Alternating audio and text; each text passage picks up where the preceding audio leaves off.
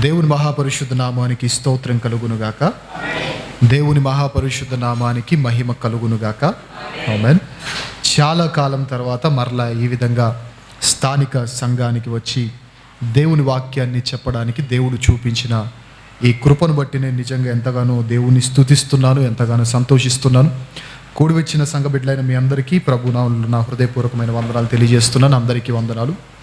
ఈ వారమంతా చాలా జాగ్రత్తగా ప్రతి మాటను మనం విందాం. ఇది మనం ఏదో ఒక వర్తమానం వినట్లేదు, ఇప్పుడు బైబిల్ని స్టడీ చేస్తూ ఉన్నాం. మీకు అర్థమవడానికి ఒక చిన్న ఉదాహరణ చెప్తాను. పాట వినడం వేరు, పాట నేర్చుకోవడానికి వినడం వేరు. అవునా కాదా? పాట ఇయర్ ఫోన్స్ పెట్టుకొని పనుల్లో ఉండి లేదా స్పీకర్స్లో పెట్టుకొని నిద్రపోతూ వినడం వేరు.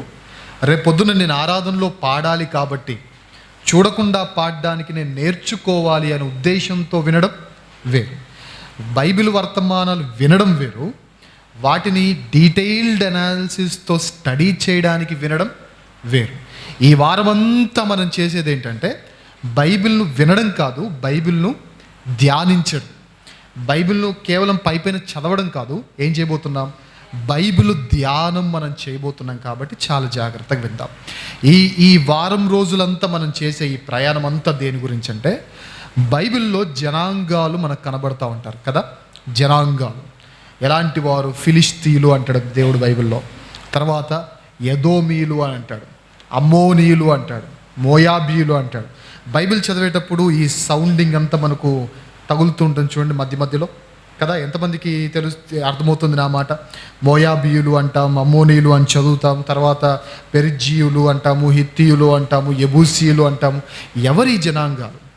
ఒకప్పుడు అంత పలుకుబడి ఉన్నవారు ఎందుకు ఇప్పుడు కనుమరుగైపోయారు? ఒకప్పుడు గొప్ప గొప్ప జనాంగాలుగా పిలువబడిన వారు, ఎంతో హిస్టారికల్ ఎవిడెన్సెస్ కలిగిన వారందరూ ఈనాడు ఈ నూతన ఒడంబడిక కాలములో, ఈ సంఘ చరిత్ర కాలములో ఎందుకు వారికి అసలు ఏమాత్రం చరిత్ర లేకుండా చరిత్రహీనులుగా ఎందుకు మిగిలిపోయారో మనం చూడబోతున్నాం. అదంతా మనం ఎందుకు స్టడీ చేయబోతున్నామంటే, పెద్ద పెద్ద వాళ్ళనే దేవుడు మాయం చేయగలిగినప్పుడు వారు చేసిన తప్పిదాలే మనం కూడా చేస్తే మనల్ని కూడా ఏం చేస్తాడు చెప్పండి? ఖచ్చితముగా మాయం చేస్తాడు. సో ఈ 6 రోజులు 6 లేదా 6 జనాంగాలు లేదా కొందరు రాజుల చరిత్రలు, ఇవన్నీ మనం బైబిల్ స్టడీ చేయబోతున్నాం. కాబట్టి చాలా జాగ్రత్తగా విందాం. ఈరోజు మనం బైబిల్లో నుండి ఎదోమీయులు అనబడిన జనాంగము గురించి స్టడీ చేయబోతున్నాం. ఎవరి గురించి? ఎదోమీయులు. చాలా జాగ్రత్తగా వినండి. ఒక గంట ఎటూ తిరగకుండా చాలా జాగ్రత్తగా మనం విందాం.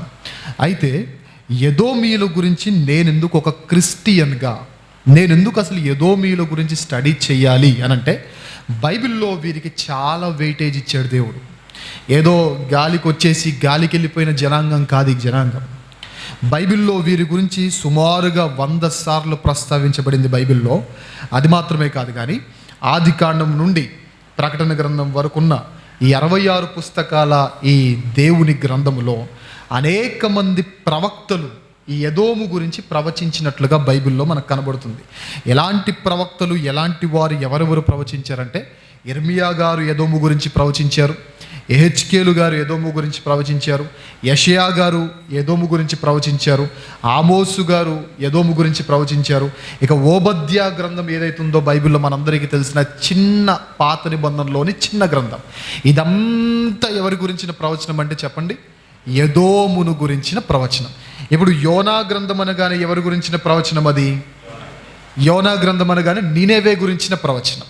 నహూము గ్రంథం అంటే ఎవరి గురించిన ప్రవచనం? అది కూడా నినేవే గురించిన ప్రవచనం. అలా ఓబద్యా గ్రంథం అంటే ఎవరిని గురించిన ప్రవచనం అంటే ఇది ఎదోమీయుల గురించిన ప్రవచనం. కేవలం ఇర్మియా గారు మాత్రమే కాదు, యెహెజ్కేలు గారు మాత్రమే కాదు, యెషయా గారు మాత్రమే కాదు, తర్వాత ఆమోసు గారు మాత్రమే కాదు, ఓబద్యా గారు మాత్రమే కాదు, కానీ మలాకి చిట్ట చివరి గ్రంథం, పాత నిబంధన గ్రంథంలోని చిట్ట చివరి గ్రంథమైన మలాకీలో కూడా వీరి గురించిన ప్రస్తావన మనకు బైబిల్లో కనబడుతుంది. ఎందుకు ఎదోమీయుల గురించి మనం స్టడీ చేయాలంటే, వీరేదో గాలికొచ్చేసి గాలికి వెళ్ళిన జనాంగం కాదు, వీరికి దేవుడు బైబిల్లో చాలా వెయిటేజ్ ఇచ్చినట్లుగా బైబిల్లో మనకు కనబడుతుంది. కాబట్టి ఖచ్చితంగా వీరి గురించి మనం స్టడీ చేయాలి. ఒక మాట చెప్తున్నాను, జాగ్రత్తగా వినండి. ఒక గ్రంథాన్నే దేవుడు వారికి కేటాయించాడంటే మనం నిజంగా వారి మీద కొద్దిసేపు మన లెన్స్ని మనం ఫోకస్ చేయాల్సిన అవసరత ఉందంటారా లేదంటారా చెప్పండి? ఖచ్చితముగా ఉంది. అందుకే ఈరోజు మనం ఆ పని చేస్తున్నాం. అయితే ఈ ఎదోము అనే, మీరు బైబిల్ ఎప్పుడైనా చదువుతున్నప్పుడు ఎదోము ప్లేస్లో వేరే పదజాలాలు కూడా మీకు ఎదురయ్యే అవకాశం ఉంది. అందులో ఒకటి షేయిరు అని ఒకవేళ మీరు చదివినా, సెలా అని ఒకవేళ చదివినా, బొస్రా అనే పదం మీకు వినపడినా, లేదా తేమాను ఎక్కడైనా వినబడినట్టుగా మీకు ఉందా? ఎక్కడైనా చదివినట్టుగా? ఎవరు? యోబు గారి స్నేహితుల్లో ఎలీఫజు అనకు స్నేహితుడు ఉన్నాడు కదా. ఆ స్నేహితుని ఊరే ఏ ఊరంటే తేమానీయుడైన ఎలీఫజు అని అంటాడు. సో ఈ ఎదోము ప్రాంతాల్లో ఉన్న ముఖ్యమైన పట్టణాలు ఏంటంటే షేయిరు, సెలా, బొస్రా, తేమాను, ఏలతు, ఎసోన్ గెబెరు, ఇవన్నీ పెద్ద పెద్ద సిటీస్ అనమాట. సో రేపొద్దున మీరు బైబిల్ చదివేటప్పుడు షేయిరు అని చదివినా కానీ ఎదోమీల గురించే, బొస్రా అని మీకు కనబడినా కానీ ఎవరి గురించి? అది ఇజ్రాయిలీల గురించి కాదు. ఎవరి గురించి? ఎదోమీల గురించి. తేమాను అని కనబడిన, ఏలతు అని కనబడిన, ఎసోన్ గెబెరు అని కనబడిన, ఇవన్నీ కూడా ఎవరి గురించి అంటే ఎదోమీల గురించిన ప్రస్తావన అని మనకు అర్థమవ్వాలి. అది మాత్రమే కాదు కానీ ఈ ఎదోము ఏదో చిన్న పట్టణం కూడా కాదు, చాలా చాలా చాలా పెద్దగా విస్తీర్ణతలో ఉంది. 160 కిలోమీటర్ల పొడవు, 65 కిలోమీటర్ల వెడల్పుతో, మనందరికీ తెలుసు మృత సముద్రం అని. మీలో ఎవరికైనా ఈత రాకపోతే మీరు ఈత కొట్టినట్టు బిల్డప్ ఇవ్వాలనుకుంటే మీకున్న ఏకైక లొకేషన్ ఏంటంటే ప్రపంచంలో చెప్పండి? మృత సముద్రం. మీరు మునిగి చచ్చిపోదాం అనుకున్న ఆ సముద్రం మిమ్మల్ని ముంచదు. మీరు 100 కేజీల పైనున్నా సరే, లేదా 1000 కేజీలతో మీరు అంత బాడీ పెంచేసి వెళ్ళినా సరే మీరు తేలుతూనే ఉంటారు తప్ప దాంట్లో మునిగిపోయే అవకాశం లేదు. ఎందుకు అని అంటే దానిలో ఉన్న సెలినిటీ అంత గొప్పది. అందులో ఆ ఉప్పు శాతము చాలా ఎక్కువగా ఉంటుంది. ఎవరో చెప్పగా విన్నాను, ఇది ఎంతవరకు వాస్తవమో లేదు నాకు తెలియదు, కానీ 1 లీటర్ వాటర్ తీసుకెళ్ళి దాంట్లో నుంచి ఉప్పు తయారు చేస్తే 250 గ్రాముల ఉప్పు బయటకు వస్తుంది అని చెప్పారు. అంటే దాని నుంచి, అంటే సముద్రంలో వేరే సముద్రాలకు లేనంత ఉప్పు శాతం దేంట్లో ఉంది అని అంటే ఈ డెడ్ సీలో, మృత సముద్రంలో ఉంది. ఎందుకు దీని గురించి చెప్తున్నా అంటే ఈ ఎదోము ప్రాంతం ఎక్కడుందంటే మృత సముద్రానికి సౌత్ అంటే ఏమంటారు? దాని కింద దక్షిణాన, సౌత్లో దక్షిణాన ఈ ఎదోము అనే ప్రాంతం కనబడుతుంది. అది మాత్రమే కాదు, ఈ ఎదోము తూర్పున అరేబియా, పశ్చిమానేమో ఎర్ర సముద్రం ఉన్నట్లుగా బైబిల్లోని ఎవిడెన్సెస్ మనకు కనబడుతున్నాయి. అది మాత్రమే కాదు కానీ మోయాబు దేశం అంటాం చూసారా, మోయాబు, ఫిలిస్తీయ ప్రాంతాలు, ఈ 2 ప్రాంతాల కంటే ఎదోము ప్రాంతానికి చరిత్ర ఎక్కువే. అది మాత్రమే కాదు, ఈ రెండింటి కంటే ఎదోముకి చరిత్ర కాదు కానీ విస్తీర్ణత లేదా దాని డెవలప్మెంట్ చాలా చాలా చాలా ఎక్కువ. అండ్ ఇంకా ఈ ఎదోము ప్రాంతంలో జరిగిన విశిష్టమైన విశేషాలు ఏంటి అని అంటే, ఎదోములో మోషే గారు అన్న పేరు చెప్పండి ఒకసారి. మోషే గారు అన్న పేరు అహరోను. ఈ అహరోను గారు చనిపోయిన హోరు కొండ, అది ఎదోము ప్రాంతంలో ఉన్న కొండ. ఇది మాత్రమే కాదు కానీ ఎదోము ప్రాంతంలో చాలామంది జ్ఞానవంతులు ఉంటారు. ఆ ప్రాంతం జ్ఞానంతో నింపబడింది అని బైబిల్ సెలవిస్తూ ఉంది. ఇది మాత్రమే కాదు, ఎదోము గురించిన పరిచయం నేను చేస్తున్నాను, ఆ తరువాత నేను వాక్యంలోనికి వెళ్తాను. అయితే ఈ ఎదోమీలు ఎలాంటి వారు అని అంటే, ఇజ్రాయిల్లో గోత్రాలు ఉన్నాయి చూసారా, 12 గోత్రాలు. ఎంతమంది చెప్పగలరు ఆ పేర్లు? ఇజ్రాయేలు 12 గోత్రకర్తల పేర్లు క్రైస్తవులైన ఎంతమంది మీరు చెప్పగలరు? స్టార్టింగ్ నేను చెప్తాను, కంటిన్యూ చేస్తారా? పోనీ 4 నేను చెప్తాను, మీరు తర్వాత 8 చెప్తారా? రూబేనుతో స్టార్ట్ అవుతుంది కదా. సో ఈ ఇజ్రాయేలీలకి గోత్రకర్తలు లేకముందే ఎదోమీలకు గోత్రకర్తలు ఉన్నారు. ఇజ్రాయేలీలకి రాజ్యము లేకముందే, అంటే రాజరికపు వ్యవస్థ లేకముందే ఎదోమీలకు కూడా రాజరికపు వ్యవస్థ ఉన్నట్లుగా మనకు కనబడుతుంది. అది మాత్రమే కాదు కానీ ఇది మంచి కమర్షియల్ ఏరియా. ఎప్పుడైనా గమనించండి, ఏదైనా ఒక ఊరి నుంచి నేషనల్ హైవే వెళ్తూ ఉందంటే ఆ ఊరిలో కమర్షియల్ యాక్టివిటీస్ ఎక్కువ ఉంటాయి, తక్కువ ఉంటాయా చెప్పండి? ఒక పెద్ద పొలం తీసుకొని ఎటో మూల దాబా పెడితే ఎక్కువ కమర్షియల్ యాక్టివిటీ జరుగుద్దా?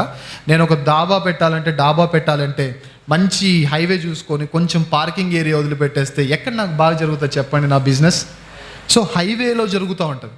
ఇప్పుడు పెద్ద పెద్ద సిటీస్, ఇప్పుడు రాజమండ్రి తీసుకోండి, ఎన్నో నదులున్న నదీ తీరంలో ఉన్న ఎన్నో పట్టణాలు ఉన్నాయి. కానీ రాజమండ్రి అంత ఫేమస్ ఎందుకు అవ్వలేదు అవి? ఎందుకంటే ట్రాన్స్పోర్టేషన్ అనేది ఒక సిటీకి ఎక్కువ ఉంటే అది బాగా ఫేమస్ అవుతుంది, అవునా? ట్రాన్స్పోర్టేషన్ ఎప్పుడైతే సిటీకి ఎక్కువగా ఉంటుందో అది బాగా ఫేమస్ అవుతుందో అర్థం అవడానికి ఒక చిన్న ఉదాహరణ చెప్తాను. నల్గొండ జిల్లాలో సూర్యాపేట ఒకప్పుడు, ఇప్పుడు మారిపోయాయి కానీ నల్గొండ జిల్లాలో సూర్యాపేట అనేది ఒక ప్రాంతం. కానీ ఏది ఎక్కువ డెవలప్మెంట్ అవుతుంది అని అంటే ఏది ఎక్కువ అవుతుంది చెప్పనా? నల్గొండ కాదు. ఏది ఎక్కువ అవుతుంది? సూర్యాపేట అవుతుంది. కారణం ఏంటి? అక్కడ హైవే ఉంది. సో ఏ ప్రాంతంలో అయితే హైవే ఉంటుందో, ఏ ప్రాంతానికి అయితే ట్రాన్స్పోర్ట్ ఫెసిలిటీ అంటే ఒకవేళ రైల్వేస్ ఉండి, పోర్ట్ ఉండి, హైవే ఉందంటే ఇక తిరుగులేని పట్టణంగా మారుతుంది. సో ఈ ఎదోమ్ ఎలాంటిదంటే ఒక హైవే, ఇంటర్నేషనల్ హైవే. మనకు దమస్కు తెలుసు కదా, పౌలు గారు చంపడానికి బయలుదేరిన ప్రాంతం దమస్కు. ఈ దమస్కు నుంచి అరేబియాను కనెక్ట్ చేసే ఒక హైవే ఈ ఎదోము మీదుగా ప్రయాణిస్తుంది కాబట్టి అది దాని కింగ్స్ హైవే అంటారు.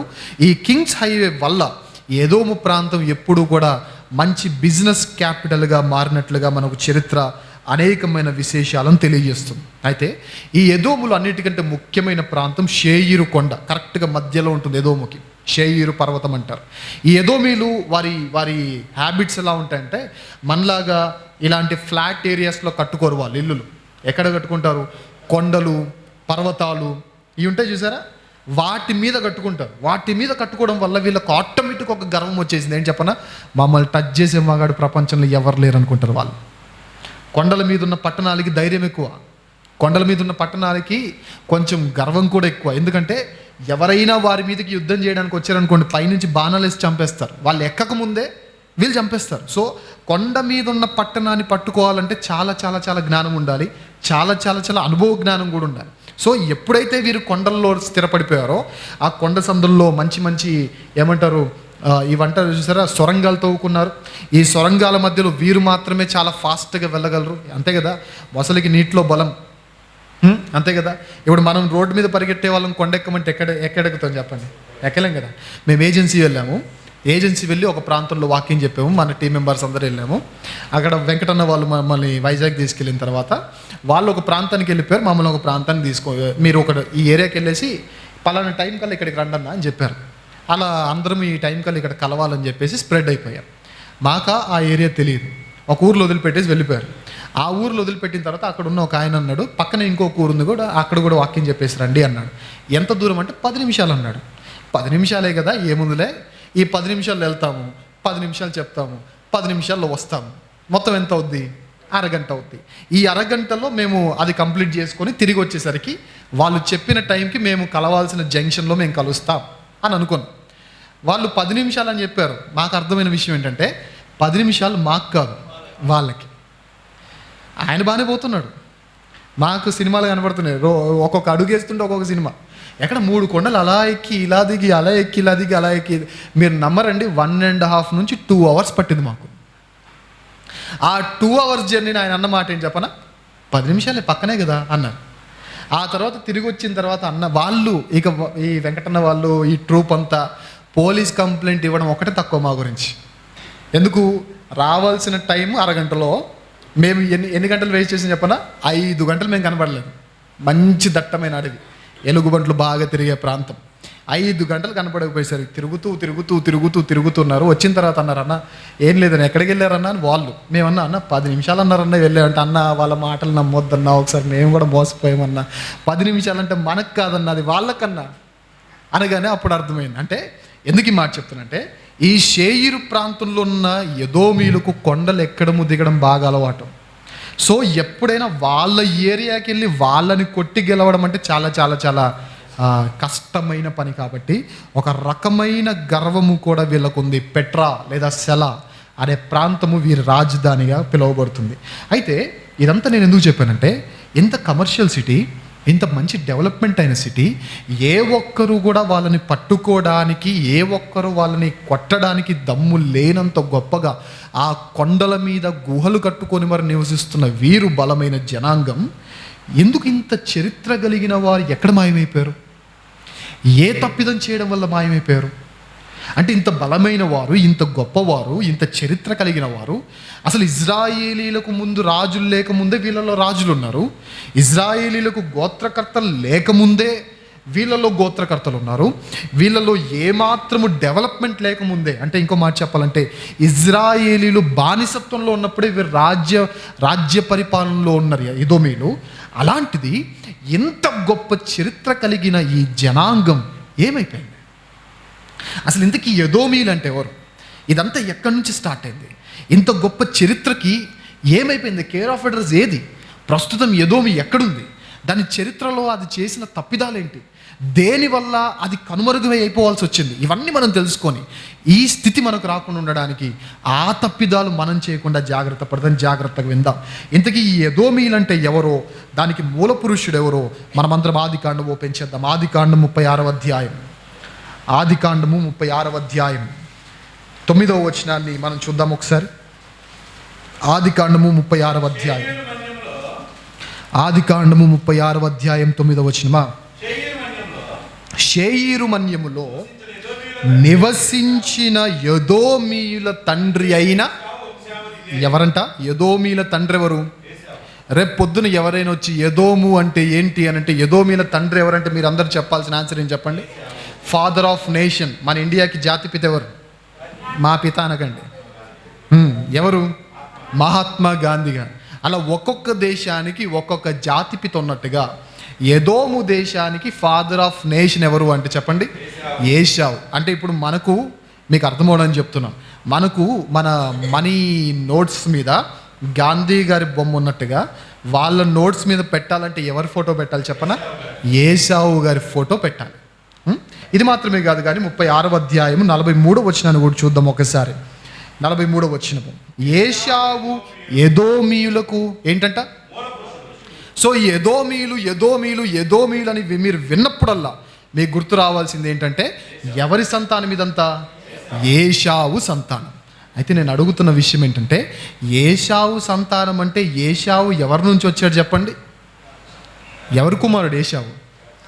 అబ్రహాము కుమారుడేమో ఇస్సాకు, ఇస్సాకు కుమారుడేమో యాకోబు, ఇస్సాకు కుమారులు ఎవరు చెప్పండి? ఏశావు, యాకోబు. అయితే నేను అడుగుతున్నా, మనకు యాకోబు చరిత్ర తెలిసినంతగా ఏశావు చరిత్ర తెలుసా? తెలీదు. తెలియకపోవడానికి మన తప్పు, మనం బైబిల్ చదవకపోవడం ఒక తప్పు అయితే, తెలిసే అంత చరిత్ర కలుగు చేసుకోకపోవడం కూడా వారు చేసిన తప్పు. అంతే కదా? మనకు వారి గురించి ఎందుకు తెలియలేదంటే మనం చదవలేదు కాబట్టి. మనం చదివినా కానీ చాలామందికి ఎందుకు తెలియలేదంటే చదవగలిగినంత చరిత్ర వారి గురించి లేదు కాబట్టి. అంటే ఒక గొప్ప తండ్రికి పుట్టిన కుమారునిగా పిలువబడుతున్న ఆయన, తెలుగులో ఒక సామెత ఉంటుంది చూసారా? పండిత పుత్ర అలాంటి వాణిగా ఎందుకు మారిపోయాడు? అసలు ఇదంతా ఎక్కడి నుంచి స్టార్ట్ అయింది? ఇంతకు మనందరికీ తెలుసు, ఎదోము అంటే దాని అర్థం ఏంటంటే ఎర్రని. ఏశావు అంటే అర్థం ఏంటి చెప్పండి? ఎర్రని. కొందరికి మరి ఆ కలర్స్ పిచ్చి ఏదో ఉంటుంది. నాకు ఒక కలర్ పిచ్చి, నాకు బ్లూ అన్న బ్లాక్ అన్న ఎందుకు ఇష్టమో నాకే తెలియదు. బ్లాక్ ప్యాంట్ వేసుకుని వెళ్ళి ఇంకో బ్లాక్ ప్యాంట్ కొనుక్కొని వస్తాను నేను. బ్లూ షర్ట్ వేసుకుని వెళ్ళి ఇంకో బ్లూ షర్ట్ కొనుక్కొని వస్తాను. అలా 4-5 బ్లాక్ ప్యాంట్లు, 4-5 బ్లూ షర్ట్లు ఉండేసరికి ఇంకొకసారి బ్లూ షర్ట్ కొనంటే కాళ్ళు ఇరగొడుతున్న అమ్మాయి స్ట్రిక్ట్ వార్నింగ్ ఇచ్చింది. ఎప్పుడైనా షాప్కి వెళ్ళగానే అమ్మ బ్లూ బాగుంది అంటారే, నువ్వు అటు చూడకరా అంటది. ఎందుకు? ఆ ఫ్యాంటసీ, కలర్ ఫ్యాంటసీ కొందరికి ఉంటుంది. కోటేష్ అని ఉన్నాడు, వాళ్ళ బుడ్డదని చూసారా? ఆ బుడ్డదానికి పింక్ కలర్ అంటే ఇష్టం. ఎందుకు ఇష్టమో తెలియదు. స్ట్రాబెరీ కావాలి అంటది ఎప్పుడు వెళ్ళినా. సన్నీ మామ స్ట్రాబెరీ కావాలి అంటది. స్ట్రాబెరీ అంటే ఎందుకు నీకు ఇష్టం అంటే నాకు ఇష్టం అంటది. నీకు స్ట్రాబెరీ కావాలా మమ్మీ కావాలంటే నాకు స్ట్రాబెరీనే కావాలంటది. నీకు స్ట్రాబెరీ కావాలా డాడీ కావాలంటే నాకు స్ట్రాబెరీనే కావాలి అంటది. అలా ఒక్కొక్కరికి ఒక్కొక్క పిచ్చి ఉన్నట్టు ఈ ఎదోమికి ఏ కలర్ అంటే ఇష్టం? మేబీ నేను అనుకుంటా ఎదోము, ఈ ఏశావుకి ఏ కలర్ అంటే ఇష్టం చెప్పనా? ఎరుపు అంటే ఇష్టం. ఎదోము ఏశావు అంటే అర్థం ఏంటి? ఎర్రని వాడు అని. ఇతను పడిపోవడానికి గల కారణం కూడా ఏంటి చెప్పండి? ఏ కూర ఏ కలర్లో ఉందంట? ఆ రోజు ఆ కూరలో ఆ కలర్ లేకపోయి ఉంటే మేబీ జ్యేష్ఠత్వాన్ని అమ్ముకొనకపోయేవాడు. ఈయనకి ఎదోము అని పేరు కూడా ఎందుకు వచ్చిందో ఒకసారి చూద్దామా? ఇది ఆదికాండం 25వ అధ్యాయం 30వ వచనాన్ని చూద్దాం. ఆదికాండం 25వ అధ్యాయం 30వ వచనాన్ని చూద్దాం. నేను అలసి ఉన్నాను. ఎర్రగా నేను అడుగుతున్నానండి, చికెన్ కూరనో లేదా మటన్ కూరనో లేదా ఆ చిక్కుడుకాయ కూరనో ఇవ్వు అంటే బాగుంటుంది. కానీ చూడండి దేంతో పోలుస్తున్నాడు? ఎలా?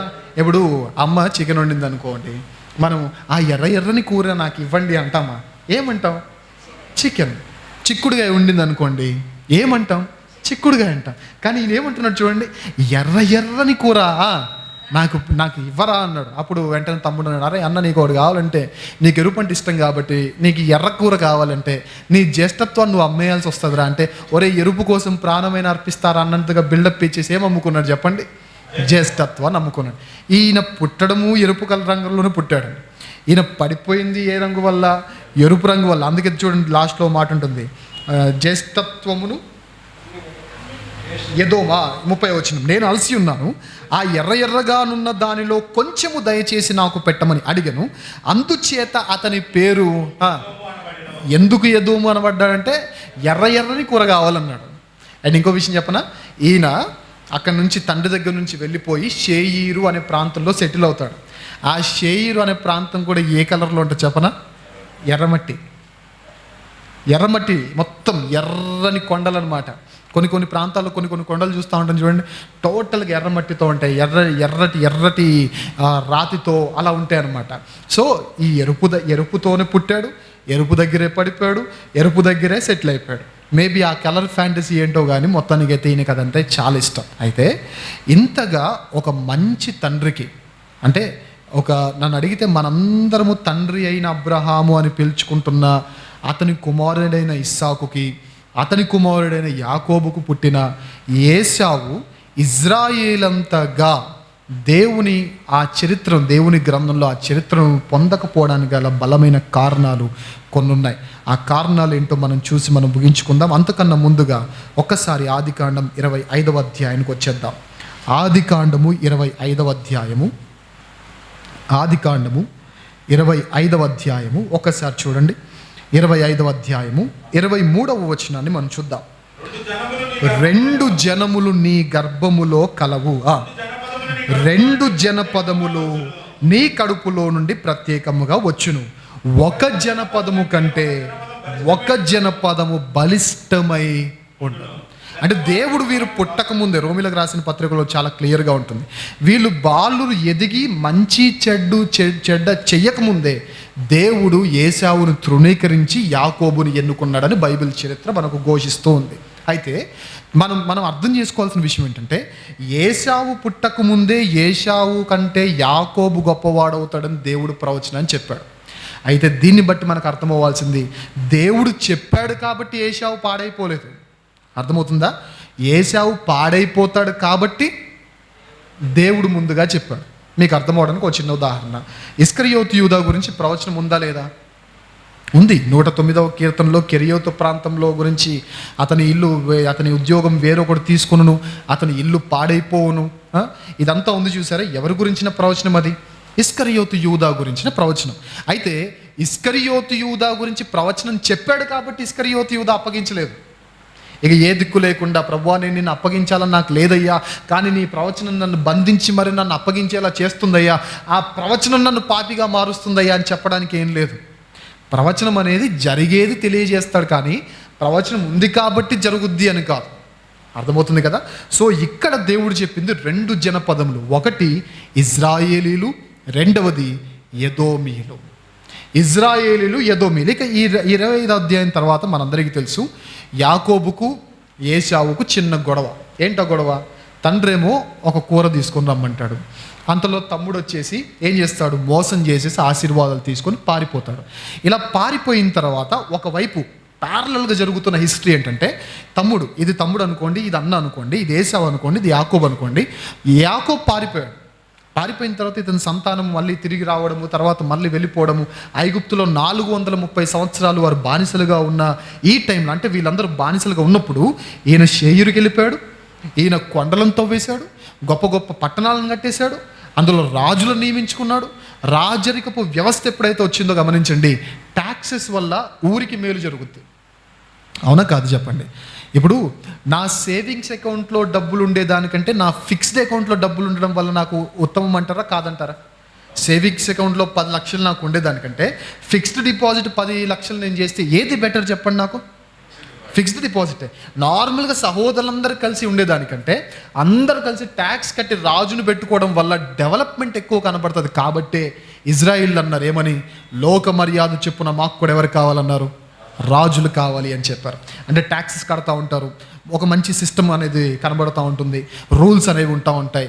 ఆ రాజు నుంచి ఏమంటారు బడ్జెట్ అనేది, రాజులు ఇచ్చే బడ్జెట్ మనలాంటి బడ్జెట్ కాదు. నాకు ఇప్పటికీ అర్థం కాని బడ్జెట్ లెక్కలేని చెప్పనా, ఈ బడ్జెట్లో, రైల్వే బడ్జెట్లో సూర్యాపేటకి మేము ఇంత కేటాయిస్తున్నాం అని నా చిన్నప్పుడు విన్నాను నేను. సూర్యాపేటకి రైల్వే స్టేషన్ ఇవ్వబోతున్నాం, దానికోసం ఇన్ని కోట్లు మేము పెడుతున్నామని అన్నారు. తర్వాత నల్గొండకి మాచర్లకి ట్రైన్ వేస్తున్నాం. ఇప్పుడు మేము ఇక్కడికి స్టార్టింగ్లో వచ్చేటప్పుడు నేను విన్న న్యూస్ ఏం చెప్పనా, నాకు పల్లె వెలుగు ఎక్కాలంటే చాలా చెడ్డ చిరాకు స్టార్టింగ్లో. ఇక సేవలో దేవుడు అలవాటు చేశాడు, కానీ పల్లె వెలుగు అసలు ఎక్కకపోయేవాడు. మేము పెద్ద దగ్గరికి విజయవాడకి వెళ్ళినప్పుడు నల్గొండ కానీ డొక్కు బస్సులు ఉండేవి, పక్కనే మంచి గరుడ బస్సులు ఉండేవి. డాడీ అది ఎక్కుదాం అంటే డాడీ అనేవాడు, అది మన ఊరు వెళ్ళదురా అనేవాడు. మరి ఎక్కడికి వెళ్తుంది అంటే సూర్యాపేట వెళ్తుంది అనేవాడు. అప్పుడు నేను అనుకున్న విషయం చెప్పనా, ఆ బస్సు ఎక్కడానికే నేను సూర్యాపేటలో ఇల్లు కట్టుకోవాలనుకున్నాను. ఎందుకు నాకు ఈ పల్లె వెలుగు అంటే పిచ్చి, చాలా దరిద్రం, నాకు అసలు నచ్చదు. అయితే ఈ పల్లె వెలుగు ఎక్కి నాకు ఆ లెగ్ రూమ్ సరిపోక అక్కడ నుంచి ఇక్కడికి వచ్చేసరికి కాయలు కాసేస్తాయి, నా మోకాలు ముందు సీటుకి తగిలి తగిలి తగిలి తగిలి కాయలు కాసేస్తాయి. అందుకే నేను ఏమనుకునేవానంటే, అమ్మయ్య దేవుని దయ వల్ల మంచిగా మాచెల్లాకి నల్గొండకి ట్రైన్ పడిపోయింది, హ్యాపీగా వెళ్ళి రావచ్చు అనుకుని. వచ్చింది ఇప్పటికీ. నాకు ఇప్పటికి అర్థం కాని విషయం ఏంటి చెప్పనా, బడ్జెట్లో ఆ డబ్బులు వేసేసారు, రైల్వే స్టేషన్ రైలు రాలా. ఆ డబ్బులు ఎవరి జోబులోకి వెళ్ళాయి తెలియదు. కానీ రాజరిక వ్యవస్థలు అలా ఉండవు, డబ్బు ఇచ్చాడా ఇచ్చినట్టే పని జరుగుద్ది కూడా. రాజరిక వ్యవస్థలు అంటే అంత స్ట్రిక్ట్గా ఉంటాయి. సో ఎదోము ప్రాంతము, వీళ్ళు అంటే ఇజ్రాయేలీలు ఇంకా బానిసలుగా ఉండి సార్ అని ఫరోని సార్ అని అడుక్కునే స్థితిలో ఉన్నప్పుడే వీరు రాజులుగా ఉన్నవారు. అంటే ఒకానొక టైంలో వీళ్ళ దీన స్థితిలో వాళ్ళు ఉన్నత స్థితిని చూసేసారు ఆల్రెడీ. ఎవరు? ఎదోమీలు. ఇజ్రాయేల్ ఇంకా దీనులుగా ఉన్నప్పుడే ఎదోమీలు ఆకాశాన్ని అంత చరిత్రలు కట్టేశారు. ఇప్పటికీ ఆర్కియాలజికల్ డిపార్ట్మెంట్ వాళ్ళకి ఎలా తవ్వారా బాబు ఈ కొండలని ఇప్పటికీ తెలియదంట, అంత ఆశ్చర్యపోతూ ఉంటారంట. అయితే జాగ్రత్తగా విందాం. ఇలాంటి స్థితిలో ఏం జరిగిందంటే, దేవుడు ఇజ్రాయేల్ని దర్శించాడు. ఇటువైపేమో వీళ్ళు ఎక్కడున్నారు? ఐగుప్తులో ఉన్నారు. ఇటువైపేమో వీళ్ళు ఎక్కడున్నారు? షేయిరు ప్రాంతం నుంచి మొత్తం వాళ్ళకు దేశం చేసుకొని 160 కిలోమీటర్ల పొడవు, 65 కిలోమీటర్ల వెడల్పుతో ఒక మంచి సామ్రాజ్యాన్ని కట్టుకొని పరిపాలన సాగిస్తూ ఉన్నారు. ఇలాంటి టైంలో దేవుడు ఐగుప్తులో ఉన్న తన ప్రజలను చూశాడు, దీనస్థితికి జవాబును దయచేశాడు. మోషే గారి ద్వారా దేవుడు బయటికి తీసుకొని వచ్చాడు. ఈ జర్నీలో మోషే గారు కనాను యాత్రలోకి రావాలంటే మధ్యలో ఎదోము పట్టణమైన కాదేశ్ అనే పట్టణం నుంచి వీరు క్రాస్ అవ్వాలి. ఏ పట్టణం? జాగ్రత్తగా విందాం. ఎదోము పట్టణమైన కాదేశ్ నుంచి వారు క్రాస్ అవ్వాలి. మీకు అర్థమవడానికి ఒక చిన్న ఉదాహరణ చెప్తాను. ఇప్పుడు ఈ జంక్షన్ ఏదో ఉంది, అదేంటది? రాయవరం జంక్షన్ ఉంది. రాయవరం జంక్షన్ నుంచి దీన్ని ఏమంటారు, మన దుర్గి తర్వాత ఉన్నూరా అడిగొప్పల ఏదో ఉంటుంది చూసారా, ఈ అడిగొప్పల ఉందనుకోండి. ఈ రూట్ దగ్గర వద్దాం మనకి. అటు చుట్టూ వెళ్ళిపోయి రెంటచెంతల, గురజాల, మళ్ళీ శ్యామరాజపురం ఇవన్నీ తిరిగి అలా వెళ్ళడం దగ్గర అవుతుందా? ఈ రూట్ దగ్గర. సో మీకు అర్థమవడం చెప్తున్నాను. మోషే వాళ్ళు రావాల్సింది ఏ రూట్ అంటే వయా దుర్గి రావాలి. కానీ దుర్గి ఎవరిది? ఎదోమీయులది. ఈ కాదేశ్ ఎవరిది? ఎదోమీయులది. ఈ కాదేశ్ రాజుకి చాలా మర్యాదగా చెప్తాడు. ఒకసారి 24వ అధ్యాయం సంఖ్యాకాండం ఓపెన్ చేద్దాం. సంఖ్యాకాండము 20వ అధ్యాయం 14వ వచనమా. మోషే కాదేశ్ నుండి ఎదోము రాజునద్దుకు దూతలను పంపి, నీ సహోదరుడగు ఇజ్రాయేలు అడుగునదేమనగా, మాకు వచ్చిన కష్టం. చూడండి ఎంత ఎంత ఎంత ఈజీగా చెప్తున్నాడు, చూడండి ఎంత రిక్వెస్టింగ్ ఫార్మాట్లో చెప్తున్నాడు. అయ్యా కాదేశ్ రాజు, నీ సహోదరులం మేము, అంతే కదా. ఎవరు ఏమవుతారు చెప్పండి? ఎదోమీలు ఇజ్రాయేల్ ఏమవుతారు? నన్ను అడిగితే బాబాయ్ కొడుకులు ఇజ్రాయేలీలు, బాబాయ్ కొడుకులు, అంతే కదా. ఇప్పుడు వీళ్ళ తండ్రి ఎవరు? ఏషావుకి యాకోబు ఏమవుతాడు? తమ్ముడు అంటే వీళ్ళకి ఏమవుతాడు? బాబాయ్ అవుతాడు. ఇప్పుడు మా డాడీ ఉన్నాడు, మా డాడీ వాళ్ళ తమ్ముడు ఇక్కడే ఉన్నాడు. నేను మా డాడీని డాడీ అని పిలుస్తున్నాను, అక్కడున్న వారిని ఏమని పిలుస్తున్నాను? నేను బాబాయ్ అని పిలుస్తున్నాను. మేము ఎదోమీలైతే వారు ఇజ్రాయిల్ అనుకుంటే మాకు వారు ఏమవుతారంటే బాబాయ్ కొడుకులు అవుతారు. ఈ బాబాయ్ కొడుకు వచ్చేసి అంటున్నమాట, అయ్యా పెద్దనాన్న కొడుక, నీకు మంచి మాట చెప్తాను. నా స్థితి ఏంటో నీకు తెలుసు. నువ్వు ఆల్రెడీ సంపన్న స్థితిలో ఉన్నప్పుడు మేము 430 సంవత్సరాలు దీనత్వంలో ఉన్నాం. మేము రాజు కింద ఉంటే మీరు రాజులుగా ఉన్నారు ఆల్రెడీ. అలాంటిది ఇప్పుడు దేవుడు మమ్మల్ని కనికరించి మా ప్రాంతానికి మమ్మల్ని తోడుకొని వెళ్తున్నాడు. కాబట్టి మీరు కొంచెం దయ ఉంచి దయ ఉంచి మీ ప్రాంతం నుంచి మమ్మల్ని అలా దాటి వెళ్ళడానికి మాకు కొంచెం పర్మిషన్ ఇవ్వండి అని చెప్పారు. ఎంత రిక్వెస్ట్ చేసినప్పుడు మనిషి అన్నవాడు వినాలి కదా. వినకుండా ఏమంటారంటే అప్పటికీ మోషే చెప్పే మాట ఏంటంటే, మేబీ మా జనాంగం చూసి నువ్వు భయపడుతున్నావేమో, నేను ఒక మాట ఇస్తున్నాను, మీ పొలాల్లోనికి మేము వెళ్ళాం, మీ ద్రాక్ష తొట్లను వాటి జోలికి కూడా మేము వెళ్ళాం, అండ్ ఇంకోటి ఆ వాటర్ని కూడా మేము టచ్ చేయం, మీ వాటర్ని కూడా మేము టచ్ చేయం, మీ పొలాలను టచ్ చేయం, మీ ద్రాక్ష తోటల్ని టచ్ చేయం, మీ బావి నీళ్లు కూడా మేము తాగం. ఒకవేళ ఎవరైనా తాగితే మేము దానికి డబ్బులు ఇచ్చేస్తాం. అయితే మాటిస్తున్నా, మేము ఓన్లీ రాజమార్గం నుంచి మాత్రమే మేము వెళ్తాం, ఏ మాత్రం నీ దేశానికి ఏమాత్రం హాని చేయనివ్వమంటే ఏం చెప్పిన మాట ఏం చెప్పనా, మర్యాదగా చుట్టూ తిరిగి వెళ్తే మంచిది, లేదంటే ఖడ్గంతో మిమ్మల్ని ఎదుర్కొంటా అంటాడు. ఖడ్గంతో ఎదుర్కొంటా అంటే తన సహోదరుల పట్ల ఎప్పుడైతే మనము ప్రేమ చూపించమో దేవునికి నచ్చుతుందా. సో సంఘం కూడా గుర్తుపెట్టుకోవాల్సిన విషయం ఏంటంటే, సంఘంలో మెయిన్గా పెళ్ళయిన తర్వాత నేను అడుగుతున్నానండి, మీ అన్నదమ్ములు అక్క చెల్లెలు ఇలా ఉంటారు చూసారా, పెళ్ళికి ముందు ఆ చరిత్ర గురించి నేను మాట్లాడట్లా, అందరూ బాగానే ఉంటారు ఆ రోజు. కానీ పెళ్ళైన తర్వాత నేను అడుగుతున్నా, మీ అక్క చెల్లెలలో, మీ అన్నదమ్ములలో, లేదా అన్నా చెల్లెలలో, అక్కా తమ్ములలో ఒకవేళ బంధము గనక వీక్ అయినా, ఒకరికొకరు మీరు హెల్ప్ చేసుకోకపోయినా గుర్తుపెట్టుకోండి, రేపు పొద్దున చరిత్రహీనులైన ఎదోమీల పరిస్థితే మనకు కూడా దక్కుతుంది. మీ అన్నకి ఏమైనా ఇచ్చామనుకో అని మీరు అన్నారనుకోండి, మీ చెల్లెంటి మాటికి వస్తుంది అని మీరు అన్నారనుకోండి, ఏం లేదు, ఇక ఎర్రని సమాధి వేసేస్తాడు దేవుడు మనకు కూడా. సీరియస్గా, అది నాకైనా సరే, అది మీకైనా సరే, ఎవరికైనా సరే, సహోదరులు వచ్చి బతిమాలతో, అయ్యా మాకు ఫ్రీడమ్ రాబోతుంది, త్వరగా మేము వెళ్ళిపోతామంటే ఖడ్గంతో వస్తాం మీ దగ్గరికి అన్నాడు. సరే అని దేవుడు చెప్పిన మాట ఏం చెప్పనా, సర్లే మోషే వీళ్ళతో యుద్ధం వద్దు, ఎంతైనా వాళ్ళు మీ సహోదరులు. అది దేవుని లక్షణం. అంటే సహోదరులతో యుద్ధం వద్దు అని దేవుడు చెప్పాడు కాబట్టి ఆ రోజు ఎదోమీయులు ఉన్నారు. లేదంటే ఆ రోజు 6 లక్షల మంది కాల్బోలం ఒక్కొక్కడు ఒక్కొక్క పీక మీద కాలు పెడితే ఏమైపోతుంది చెప్పండి, ఏదో చచ్చురుకునేది ఆ రోజే. కానీ దేవుడు చెప్పిన మాట, మీ బ్రదర్స్తో మీ సిస్టర్స్తో యుద్ధం అనేది వద్దు. మీ ఫ్యామిలీస్ గురించి నేను మాట్లాడుతున్నాను. చరిత్ర తెలుసుకోవడం వల్ల మనకేం ఉండదు. ఇప్పుడు మనకు అప్లై చేద్దాం. మీ ఫ్యామిలీస్లో ఒకవేళ ఇప్పటికీ ఏమంటారు గొడవలు కానీ సీక్రెట్గా తగాదాలు కానీ బయటికి బాగానే ఉంటాయి. ఎందుకో ఈ ఉన్నాయి సరే, ఈ మంచిగా వాల్కేర్ పుట్టి వేసి, మంచి పెయింట్ వేసేసి, మంచి లైటింగ్తో, డెకరేషన్తో బాగానే ఉంటుంది, బాగానే బయటికి.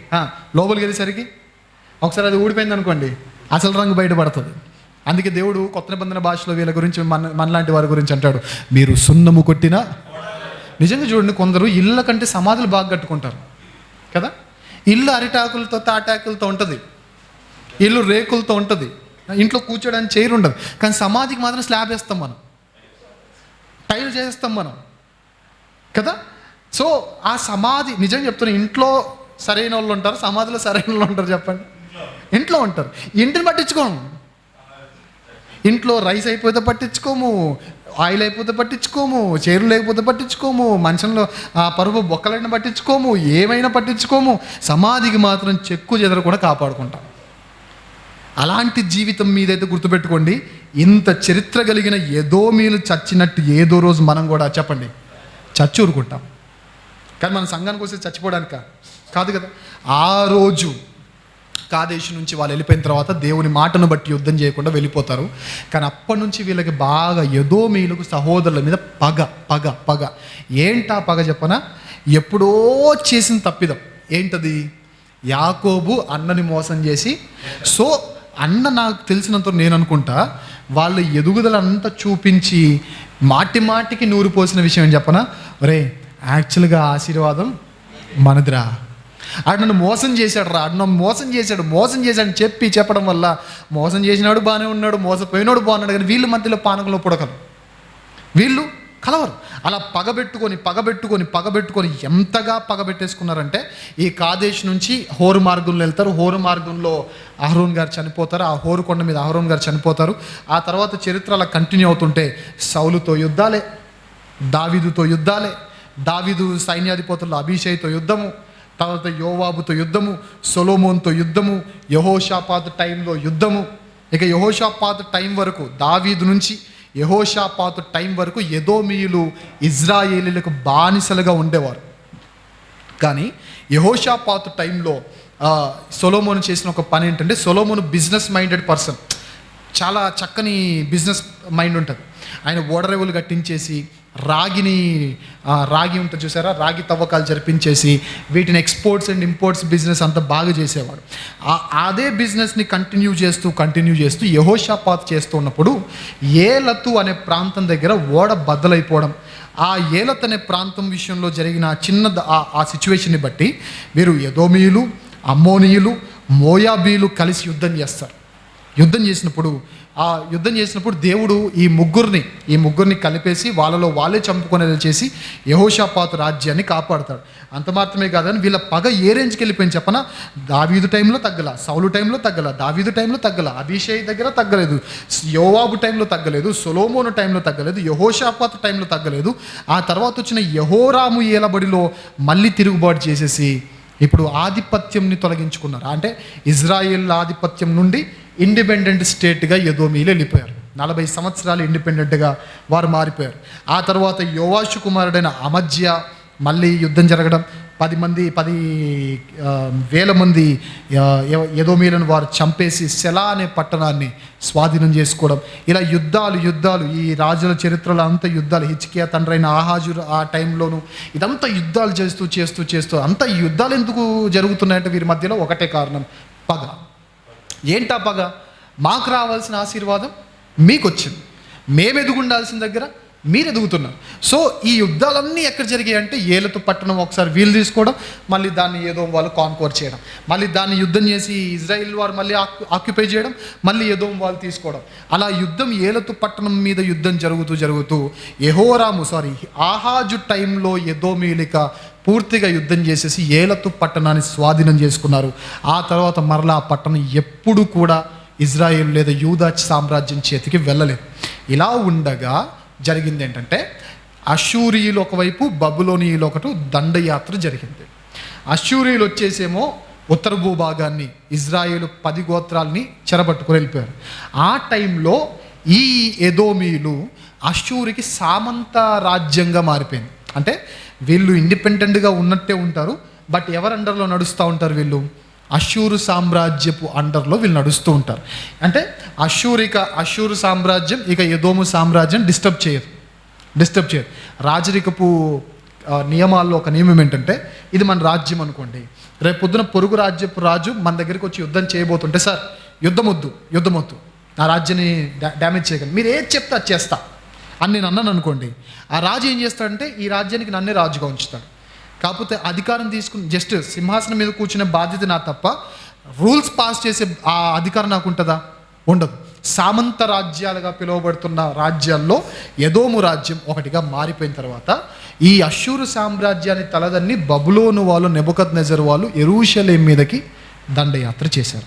ఈ యెరూషలేం మీదకి అసలైన విషయం మనం మాట్లాడుతాం, జాగ్రత్తగా వినండి. చరిత్ర కలిగిన ఎదోమీలు చరిత్రహీనులుగా మారడానికి గల కారణం పగ అయితే, రెండవది అన్నిటికంటే ప్రాముఖ్యమైనది సహోదరులు, వీళ్ళు అష్షూరీయులు యెరూషలేంను బాధించి చంపుతుంటే చాలామంది చచ్చిపోయారు. జనరల్గా ఎవరైనా వచ్చి పొడుస్తూ ఉంటే మనం ఏం చేస్తాం చెప్పండి? పారిపోతాం. అలా పారిపోతుంటే ఎదోమీలు ఏం చేశారు చెప్పనా? ఈ ఎదోమీలు పారిపోతున్న వారిని పట్టుకొని నెబుకద్నెజర్ చేతికి అప్పగించారు. పారిపోతున్న యూదులను పట్టుకొని, ఎవరు? ఎదోమీలు. అంటే నాకు రాని నాకు రావాల్సిన స్వాస్థ్యం దొంగలించారు మీరు అనే ఒకే ఒక్క పగతో, మేము బాగుపడకపోయినా పర్లేదు కానీ మీరు మాత్రం బాగుపడకూడదు, మేము పోయినా పర్లా మీరు కూడా మాతో చచ్చిపోవాల్సిందే అని చెప్పి పారిపోతున్న వారిని పట్టుకొని మరి ఎక్కడికి తెచ్చారు చెప్పనా? ఇక్కడికి వచ్చి నెబుకద్నెజర్ చేతికి అప్పగించాడు. ఇది దేవునికి అస్సలు నచ్చలేదు. ఇక అది మాత్రమే కాదు, దేవాలయం పాడవుతుంటే నవ్వుతున్నారు వీళ్ళు. ఇక్కడ దేవాలయం పాడైపోతుంటే హేళన చేస్తున్నారు వాళ్ళు. అక్కడ భయంకరమైన మాటలు అంటారు. అంటే శత్రువు కూలితేనే తట్టుకోలేని దేవుడు, సాటి సహోదరులు కూలిపోతామంటే వీళ్ళు ఎదోమీలు ఏం చేస్తున్నారు చెప్పండి? భయంకరంగా నవ్వుతున్నారు. పైగా ఎదోమీలే యూదులను చంపడానికి బాగా హెల్ప్ చేసేసరికి దేవునికి భయంకరమైన కోపం వచ్చింది. ఒకసారి 137వ కీర్తన చూడండి. ఒకసారి 137వ కీర్తన 7వ వచనం అనుకుంటాను, 7వ వచనమే. 137వ కీర్తన 7వ వచనాన్ని చూద్దాం. యెహోవా ఎదోము జనులు చేసినది జ్ఞాపకము చేసుకొనుము. యెరూషలేము పాడైన దినమును, యెరూషలేం పాడైన దినానికి ఎదోముకి ఏంటి సంబంధం? అది పాడవుతుంటే వీళ్ళు నవ్వుతున్నారు. సొంత తమ్ములు పాడైపోతుంటే, సొంత తమ్ములను తరుముతుంటే కాపాడిరే నేను ఉన్నాను రా నీకు అని చెప్పి భరోసాని ఇవ్వాల్సిన వారు భరోసా ఇవ్వకుండా ఏం చేస్తున్నారు చెప్పండి?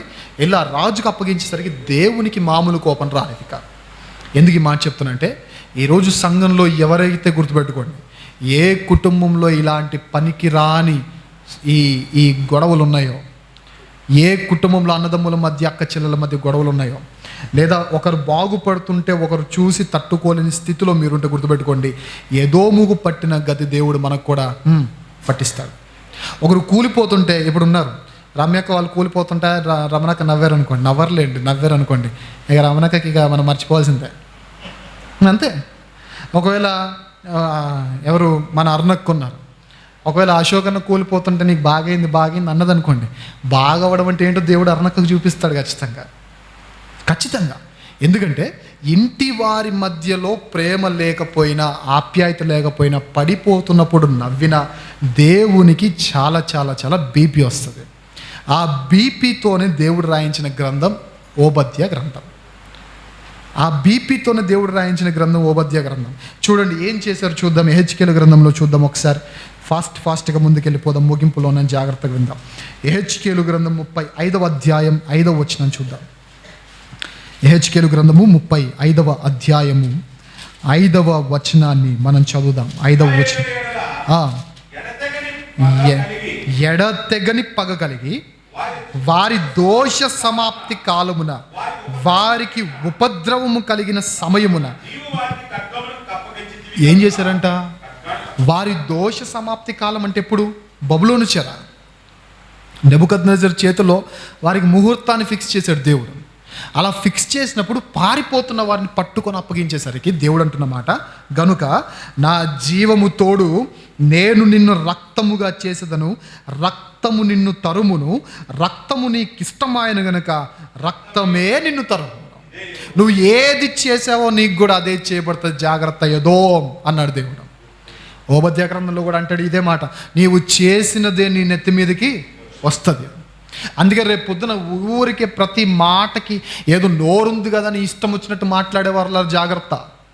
లేదా బలం ఉంది కదా అని, డబ్బు ఉంది కదా అని, లేదా నాకు అన్నీ ఉన్నాయి కదా అని లేని వారి దగ్గర, లేదా బలహీనుల దగ్గర నీ బలాన్ని, నీ ప్రతాపాన్ని చూపిస్తున్నావా? జాగ్రత్త అంటున్నాడు దేవుడు. నా మాట కాదు, అది చెబుతుంది ఎవరితో? ఎదోమీయులతో. మీరు సరిగ్గా ఉన్నారు కదా అని సరిగ్గా లేని యూదులను మీరు చంపడానికి చూశారు. వాళ్ళ రక్తాన్ని మీరు చూడాలనుకున్నారు. వారి రక్తం మీకు ఇష్టమైంది కాబట్టి ఏ రక్తం మీరు చూడాలనుకున్నారో ఆ రక్తంతో మీ నేల తడిసిపోద్దని దేవుడు ప్రవచనం చెప్పాడు. ఆ రక్తంతో నేల తడిసిపోద్దని ప్రవచనం చెప్పి 15వ వచనం చూడండి ఏమంటున్నాడు? ఇజ్రాయేలీల స్వాస్థ్యం పాడైపోట చూచి నీవు సంతోషించితివి, గనుక నీకును ఆ ప్రకారముగానే చేసేదను. షేయిరు పర్వతమా నీవు పాడవుదువు, ఎదోము దేశము యావత్తును పాడైపోవును, అప్పుడు నేను యెహోవానై ఉన్నానని వారు తెలుసుకుంటారు. ఈరోజు చూడండి ఎంత దారుణంగా మారిపోతుంది చెప్పనా? క్రిస్టియన్ ఫ్యామిలీ కల్చర్ పాడైపోతుంది. క్రిస్టియన్ సహోదర తత్వం ఏదైతే ఉందో, క్రైస్తవ సహోదర ప్రేమ అనేది ఉంటుంది చూసారా, ఇది కూడా పాడైపోతుంది. ఈరోజు క్రిస్టియానిటీలో పెద్ద ట్రెండ్ ఏంటి చెప్పనా? ఒకడు ఎవరైనా తప్పిదం చేశారనుకోండి, అది తెలుసుకోవాలి, పూర్తిగా ఎంక్వైరీ చేయాలి, చేసి ఏం చేయాలి? యూట్యూబ్లో పెట్టేయాలి, చేసి ఏం చేయాలి? ఫేస్బుక్లో పెట్టేయాలి. జరగట్లేదు, ట్రెండ్గా జరగట్లేదా? రేపు పొద్దున్న నేనే వెంకటేష్ అన్న గురించి ఒకరికి చెప్పాను అనుకోండి, అది ఎంతవరకు నిజం ఎంతవరకు అబద్ధం ఏం అక్కర్లేదు వాళ్ళకి. మీకు వెంకటేష్ గురించి మీకేం తెలుసు అసలు అని మొత్తం పెట్టేస్తారు. నేను అడుగుతున్నా, అలా సహోదరుల గురించి చెడ్డగా మాట్లాడేవాడి గతి ఏమవుద్దంట చెప్పండి? ఏమైపోద్ది? మొత్తం షేయిరు పర్వతం, ఏ పర్వతం చూసి వీళ్ళు అనుకున్నారు నన్ను టచ్ చేసే మగాడు లేడని, ఆ పర్వతంతో దేవుడు డైరెక్ట్గా మాట్లాడుతాం. షేయిరు పర్వతమా ఏమైపోతావు? నువ్వు పాడైపోతావు. నువ్వు అనుకుంటున్నావు ఆ కొండ సందుల్లో నీతో పాటు లేడి పిల్లల జింకల్లా పరిగెత్తేంత సామర్థ్యం కానీ సత్తువు కానీ ఏ జనాంగానికి లేదని నువ్వు అనుకుంటున్నావు. కానీ గుర్తుపెట్టుకో, నువ్వు పెట్టుకున్నది మనుషులతో కాదు, నీ సహోదరులు, పైగా వారు నా సెలెక్టెడ్ జనరేషన్ వాళ్ళు నా వాళ్ళు అలాంటి నా వాళ్ళతో నువ్వు పెట్టుకున్నావు కాబట్టి ఇప్పుడు నీతో డైరెక్ట్ యాక్షన్లోకి ఎవరు దిగుతున్నారు? నేను దిగుతున్నాను. సో నేను చెప్పేది ఏంటంటే, ఒకటి, మీ ఫ్యామిలీలో గొడవలు పెట్టుకోకండి. రెండవది, సంఘం దగ్గర చాలా జాగ్రత్తగా ఉండండి. ఈ రెండిట్లో ఏ తప్పిదం జరిగినా ఎర్రని రక్తం మనం చూడాల్సి వస్తుంది. ఎవరిది రక్తం? ఎవరిదో కాదు, మన రక్తాన్ని దేవుడు మనకు చూపిస్తాడు. యెరూషలేం పాడైపోతూ ఏమంటారు దాన్ని, టెంపుల్ అంతా డివాస్టేట్ అయిపోతా ఉంటే, మొత్తం డిస్ట్రక్ట్ అయిపోతా ఉంటే చూసి నవ్వుతూ ఉన్నారంట, చూసి నవ్వుతూ ఉన్నారు. అదే మాట ఓబద్య గ్రంథంలో చూద్దాం ఒక్కసారి. ఓబద్య గ్రంథం 1వ అధ్యాయం 10 నుండి 12 వచనాలు. ఓబద్య గ్రంథం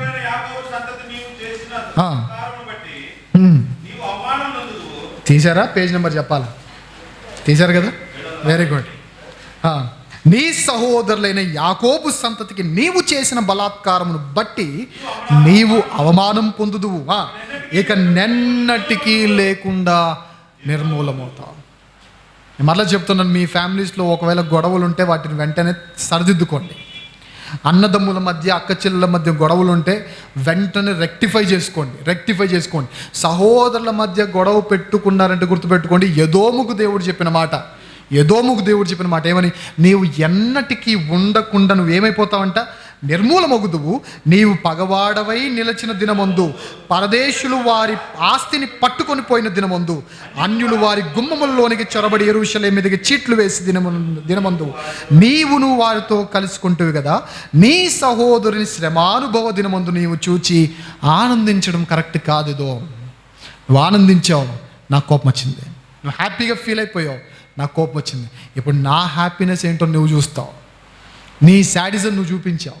ఇప్పుడు నేను చూపిస్తాను అసలైన ఎఫెక్ట్ అంటే ఏంటో చూపిస్తాను, అసలైన డివాస్టేషన్ అంటే ఏంటో చూపిస్తాను, అసలైన డిస్ట్రక్షన్ అంటే ఏంటో చూపిస్తాను. దేవుడు చెప్తున్న మాటలు బట్టి గుర్తుపెట్టుకోండి, ఇజ్రాయేలీలు బానిసత్వంలో ఉన్నప్పుడే రాజరికపు లెవెల్లో ఉన్న వారు ఏమైపోయారంటే ఇప్పుడు టోటల్గా చరిత్రలో నుంచి మాయమైపోయారు. కారణం 2 తప్పిదాలు. ఒకటి, పగ. గుర్తుపెట్టుకోండి, ఎవరైనా ఏదైనా తప్పిదం మీ ఎడల చేస్తే సాయంత్రం లోపు మీకు ఆప్షన్ ఉంది. దేనికి? చంపడానికి కాదు.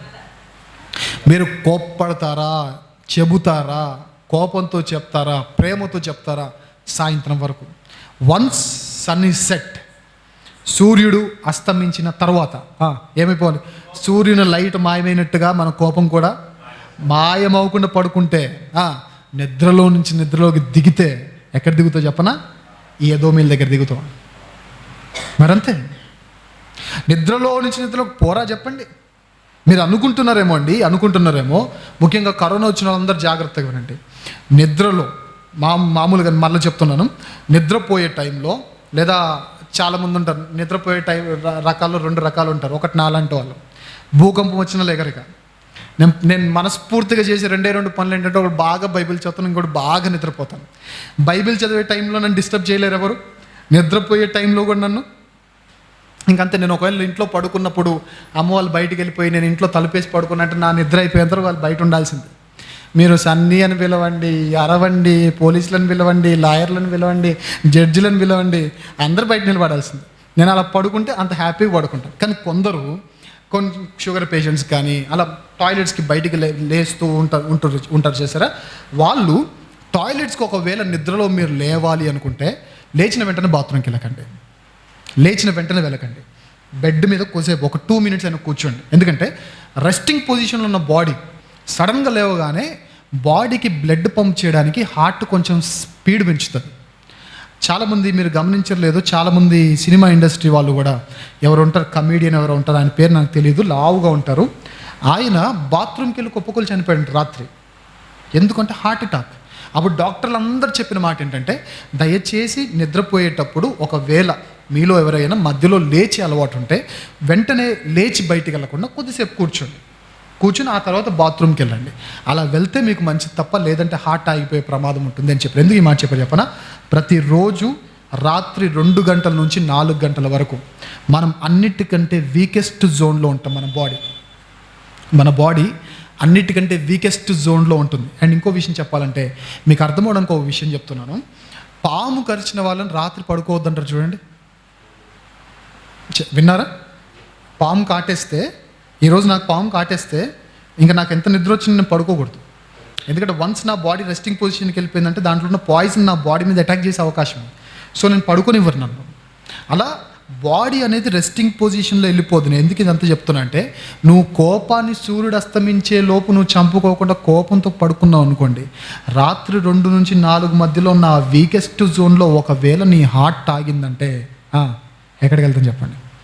డాక్టర్లు చెప్పిన మాట ఏంటంటే, రాత్రులు చాలామంది చనిపోయిన తర్వాత చాలామంది ఏడుస్తూ మాట్లాడే మాటల్లో నిద్రలోంచి పోయాడండి అని అంటారు చూసారా.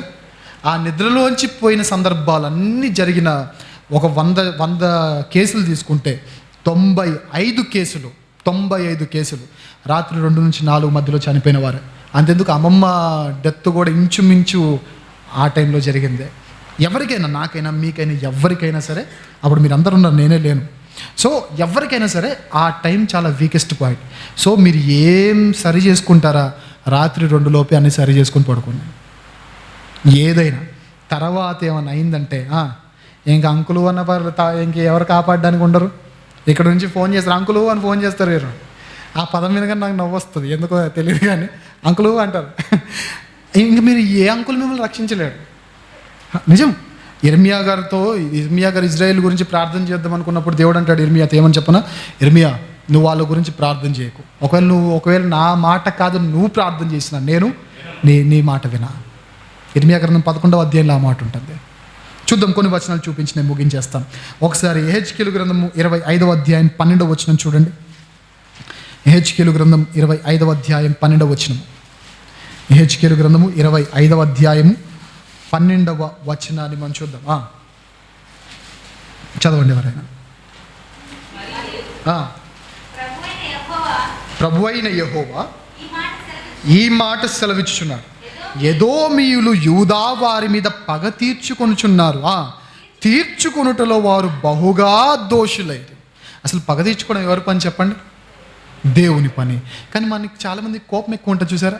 సో ఈ ఎదోమీయులను బట్టి దేవుడు ఎవరిని టార్గెట్ చేస్తున్నాడు చర్చ్లో, లేదా వాక్యంలో, లేదా క్రైస్తవ సమాజానికి ఎవరిని చూపిస్తున్నారంటే, ఎవరికైతే కోపం ఎక్కువో వారు మారాలి, ఎవరింట్లో గొడవలు ఎక్కువ జరుగుతాయో వారు మారాలి, సంఘం పాడవుతుంటే ఎవరైతే సంతోషంగా ఉండగలుగుతున్నారో వారు మారాలి ఖచ్చితంగా. మారలేదంటే గుర్తుపెట్టుకోండి, లైఫ్ అంతా డివాస్టేట్ అయిపోతుంది మన లైఫ్. ఇంకా ఎలాంటి ఆబ్లిగేషన్స్, ఎలాంటి మంచి అన్నది మన లైఫ్లో లేకుండా చాలా దారుణమైన స్థితికి మనం వెళ్ళిపోతాం. చూద్దాం, 2-3 వచనాలు చూపించి నేను ముగిస్తాను. ఆమోసు గ్రంథం, యోవేలు గ్రంథాన్ని ఓపెన్ చేద్దాం. యోవేలు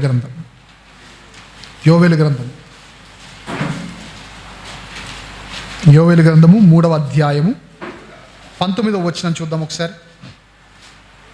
3:19 చూద్దాం. ఐగుప్తీయులను ఎదోమీయులను యూదా వారి మీద బలాత్కారము చేసి తమ తమ దేశములలో నిర్దోషులకు వారికి ప్రాణహాని కలుగజేసిరి గనుక ఐగుప్తు దేశం పాడవుతుంది, ఎదోము దేశము నిర్జనమైన ఎడారిగా మారిపోతూ ఉంటుంది. సస్యశ్యామలంగా ఉండే ప్రాంతం అది, కొండ ప్రాంతమైనప్పటికీ మంచి పొలాలు ఉంటాయంట. ఎలా చెప్తున్నాం? మోషే గారు అన్నమాట, మీ పొలాల్లోనికి మేము రాం అంటే అక్కడ ఏమున్నాయి? పొలాలు ఉన్నాయి. మీ ద్రాక్ష తోటలోకి మేము వెళ్ళం. ఫుడ్ కానీ వాటర్ కానీ స్కేర్సిటీ లేని ఒక ప్రాంతం ఎలా మారిపోతుందంట? నిర్జనం. హైవేలో ఉన్న సిటీ నిర్జనం అయిపోవడం ఏంటండి? హైవే, ఇంటర్నేషనల్ హైవే, ఇంటర్నేషనల్ బార్డర్స్ని కనెక్ట్ చేసే ఒక కనెక్టింగ్ కారిడార్, అది గొప్ప కారిడార్. అది ఆ కారిడార్ ఏమైపోద్దంటే ఇప్పుడు నిర్జనంగా మారిపోద్దంట. రీజన్, మీరు చేసిన మంచి మాట అంటాడు అక్కడ, ఇక్కడే నిర్దోషులకు వారికి ప్రాణహాని కలుగు చేశారు. అన్నదమ్ముల మధ్య ప్రేమ లేదు, తమ్ముళ్ళు పాడైపోతుంటే సంతోషించారు, పగబెట్టుకున్నారు, పగ తీర్చుకున్నారు. అండ్ నెక్స్ట్ వచ్చేసి ఏం చేశారు చెప్పండి? మీరు దేవుని ఆలయం పాడవుతా ఉంటే మీరు ఏం చేశారు? నవ్వుతూ హ్యాపీగా ఫీల్ అయ్యారు. సో ఈ తప్పిదాలు ఎవరైనా చేస్తే గుర్తుపెట్టుకోండి, వాళ్ళ లైఫ్ అంతా నాశనం అయిపోతుంది. కొందరు పేరు చెప్పను నేను, ఒక పరిస్థితిని చెప్తాను, మీరే అర్థం చేసుకోండి. కుటుంబాల్లో గొడవని సంఘానికి తాకించిన వాళ్ళ లైఫ్ చూడండి ఒకసారి, మనకు అర్థమైపోద్ది. ఇక పేర్లు అక్కర్లేదు. కుటుంబాల్లో జరిగిన గొడవల్ని, దాని తాకిడిని సంఘానికి తగిలించిన వారు ఉన్నారా లేరా? ఉన్నారు. వాళ్ళ లైఫ్ ఒక్కసారి మీరు జస్ట్ భూతబ్దం కూడా అక్కర్లేదు, జస్ట్ వాళ్ళ లైఫ్ చూడండి. శాంతి లేక, సమాధానం లేక, సంఘము లేక, ప్రార్థన లేక, ఆత్మీయత లేక పాడిపోలేదా వాళ్ళ కుటుంబాలు? కారణం ఏంటి చెప్పన్నా? కుటుంబాల్లో గొడవే దరిద్రం అంటే ఆ గొడవ తాకిడిని ఎక్కడ తగిలిస్తున్నారు వీళ్ళు? సంఘానికి అంటిస్తే గుర్తుపెట్టుకోండి, ఖచ్చితముగా సంఘం డిస్టర్బ్ చేయలేరు, సంఘాన్ని ఎవ్వరూ డిస్టర్బ్ చేయలేరు. నేను హైదరాబాద్ సంఘంలో కూడా అది చెప్పాను, ఎవరు ఉన్నా లేకపోయినా సంఘం నడుస్తుంది. నడవదా? ఇప్పుడు సంఘస్థుల్లో ఏదో ఒక రోజు ఎవరో ఒకరు యాక్సిడెంట్ అవుతూ ఉంటారు. హైదరాబాద్ సంఘానికి మన గెట్ టుగెదర్ నెక్స్ట్ సండే నేను కూడా వెళ్ళలేదు. నేను వెళ్ళకపోయినా సంఘం నడిచిందా నడవలేదా? నడుస్తుంది. సంఘము ఎవరున్నా లేకపోయినా నడుస్తుంది. కానీ దానికి ఒకవేళ ఆపద మనం పుట్టిస్తే మాత్రం గుర్తుపెట్టుకోండి, ఏమవుతాం? మనం ఉండం, ఖచ్చితంగా ఉండం. స్మరణ సంఘం గురించి లాస్ట్ వీక్ సండే చెప్తూ ఒక మాట అన్నాను. ప్రకటన గ్రంథంలో ఉన్న ఒక స్మరణ సంఘంని డిస్టర్బ్ చేయాలని రోమాలోని 10 మంది చక్రవర్తులు ప్రయత్నం చేశారు. చాలామంది యూదులు ప్రయత్నం చేశారు. అయితే 10 మంది చక్రవర్తులు చచ్చిపోయారు, యూదులు కూడా చచ్చిపోయారు. సంఘం నేటికి అదే ప్లేస్లో ఉంది. సంఘాన్ని తాకలేరు ఎవరు. సంఘాన్ని తాకినోడు కూడా ఎక్కడ బ్రతకలేడు, గుర్తుపెట్టుకోండి. చూద్దాం మరికొన్ని వచనాలు. మలాకి గ్రంథం, ఆమోసు గ్రంథం 1వ అధ్యాయం 11వ వచనం చూద్దాం. యెహోవా సెలవిచ్చుందేమనగా, ఎదోము 3 సార్లు 4 సార్లు చేసిన దోషములను బట్టి నేను తప్పకుండా వానిని శిక్షింతును. చాలు.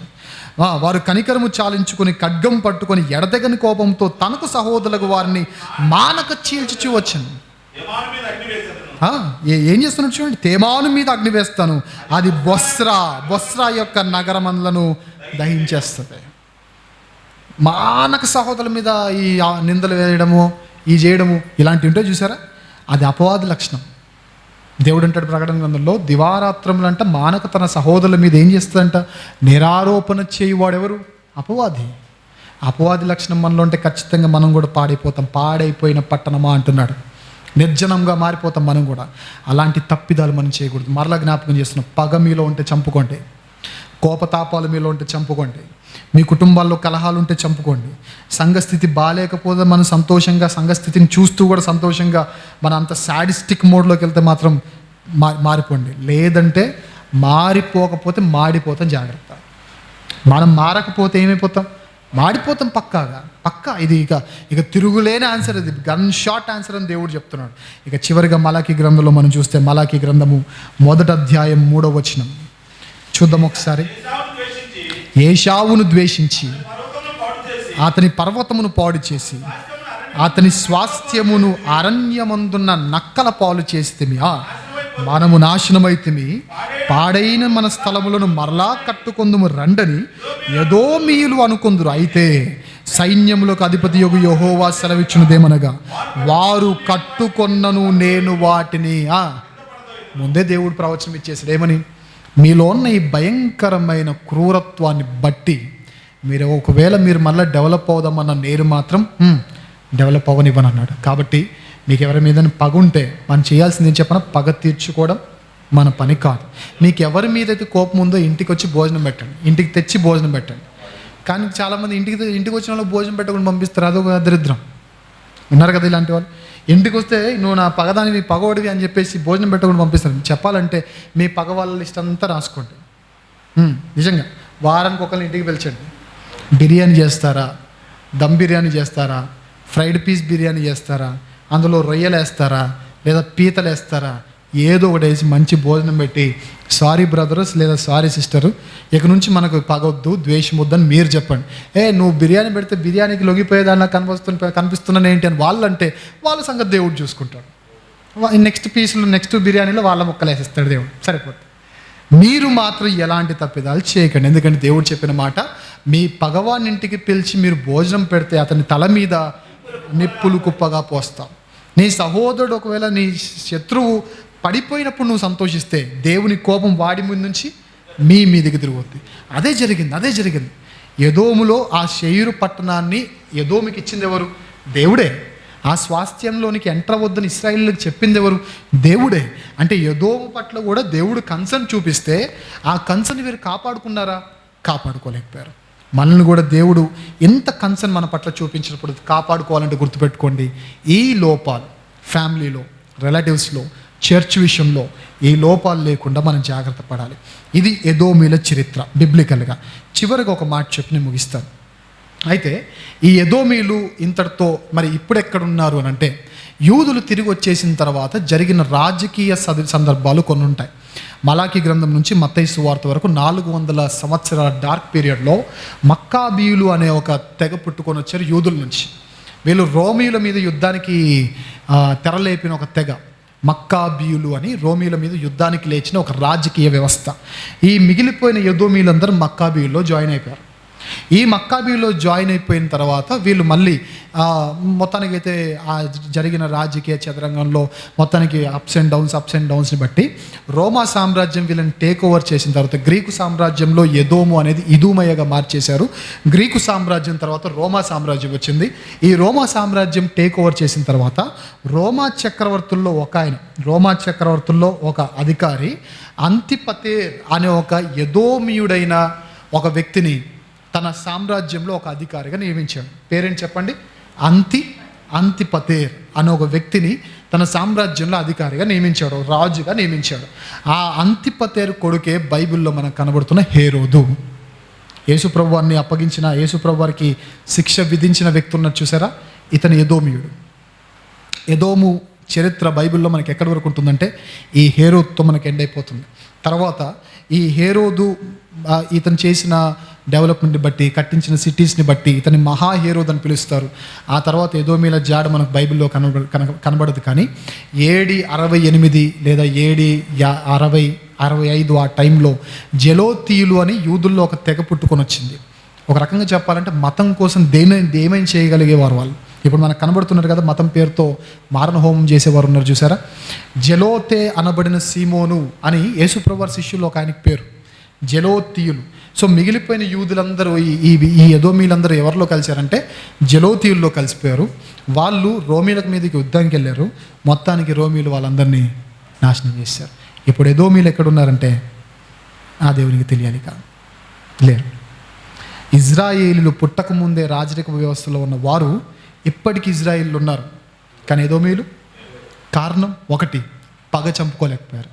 రెండవది, సహోదరులను ప్రేమించలేకపోయారు. మూడవది, దేవుని సంఘం పాడవుతుంటే వీళ్ళు హ్యాపీగా ఫీల్ అయిపోయారు. ఈ 3 తప్పిదాలు చేయడం బట్టి ఆ ప్రాంతం నాశనమైంది. అదే తప్పిదాలు మనం కూడా చేస్తే మన జీవితం కూడా నాశనం అవుతుంది. సో ఎదోమీలను చూపించిన దేవుడు వాళ్ళ నాశనం తెలియజేయడానికి కాదు, ఆ నాశనం నుండి మనల్ని తప్పించడానికి. ఇది ఎదోమీల చరిత్ర. ఇలా ప్రతిరోజు ఒక్కొక్క జనాంగము చరిత్రను చూసి అసలు వారేం చేశారు, ఏ తప్పిదం చేశారు, ఎందును బట్టి గొప్ప గొప్ప జనాంగాలు ఇప్పుడు కనబడకుండా పోయాయి, ఇప్పుడు మనం బాగుండాలంటే ఎలాంటి పనులు చేయాలో మనం విని సెలవు తీసుకుందాం. ఖచ్చితముగా రేపటి నుంచి 7:45కి నేను మెసేజ్ స్టార్ట్ చేసేస్తాను. 8:45కి నేను క్లోజ్ చేసేస్తాను. ఒక స్టోరీలా ఎక్కువగా రెఫరెన్సెస్ నేను ఓపెన్ చేయించకుండా స్టోరీ టైప్లో చెప్తాను. ఎందుకంటే ఇప్పుడు రెఫరెన్సెస్ తెలుసుకుని మీరేం ఎగ్జామ్కి వెళ్ళారు కదా, వెళ్తారా? కావాలని చెప్పండి, మీకు అంతగా ఓపిక ఉంటే రెఫరెన్స్లు నేను ఇస్తాను. తర్వాత మీకు అంత నిజంగా నేను స్టడీ చేయాలనుకుంటున్నాను, తర్వాత వెళ్ళి చదువుకుంటా అంటే నన్ను అడగండి, మీ ఆసక్తిని బట్టి నేనే మీకు రెఫరెన్సెస్ ఇస్తాను. కానీ ఇక్కడ నేను రెఫరెన్సెస్ చెప్పకపోవడానికి గల కారణం, ఒక కథగా చెప్తే మీకు అర్థమవుతుంది. సో ఏ తప్పిదాలు చేసి చెప్పిన, ఒకటి, పగం చంపుకోలేకపోయారు. రెండవది, సహోదరుల పట్ల ప్రేమ చూపించలేకపోయారు, వారి దురవస్థలో వారిని కాపాడలేకపోయారు. మూడవది, సంఘం పాడవుతుంటే వారు ఆనందించే స్థితిలోకి దిగజారిపోయారు. అందుకే పేతురు పత్రికలు అంటాడు, ఎవడైనాను మరీ విశేషముగా రక్త సంబంధుల ఎడల ఒకవేళ మీరు విముఖత చూపిస్తే వాడు విశ్వాసి కంటే చెడ్డవాడిగా మారిపోతాడు. సో మీ రక్త సంబంధుల విషయంలో జాగ్రత్త. గొడవలు జరుగుతూ ఉంటాయి, పోతూ ఉంటాయి, వస్తూ ఉంటాయి, జరగకుండా చూసుకోండి. ఒకవేళ ఆల్రెడీ జరిగి ఉంటే సిగ్గుపడకుండా సారీ చెప్పడానికి ముందుకెళ్ళిపోండి. అలాంటి గొప్ప తగ్గింపు మనసు దేవుడు మనకును మన సంఘానికి దయచేయునుగాక. ప్రార్థన చేసుకుందాం. చివరి ప్రార్థనతో డాడీ ఆశీర్వాదం ఇచ్చి ముగిస్తాను.